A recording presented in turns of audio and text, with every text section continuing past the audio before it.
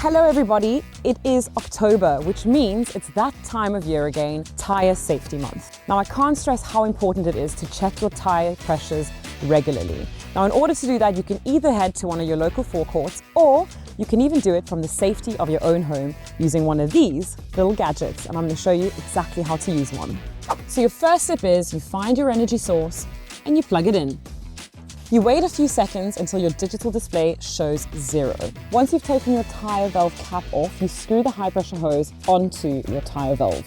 Once it's correctly connected, your display should show you exactly what pressure is in the tyre as it stands. If the tyre pressure mentioned on the display is what's mentioned in your handbook, you can just disconnect it and go as you are. But if the tyre is below the recommended pressure, as you can see on our display here it is, you can either press the plus or the minus to adjust it correctly to the pressure you need. In my case, I need it to be 36 psi rather than 32.5 psi. So I'm just going to press the plus until I get to the desired number. Once you've done that, you simply press the on-off button to start inflating your tyre.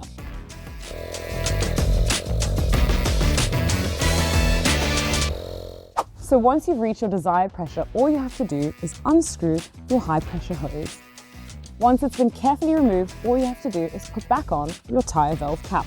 So there you have it. That's literally all that it takes. Now remember, properly inflated tyres, that's thoughtful driving. Esso.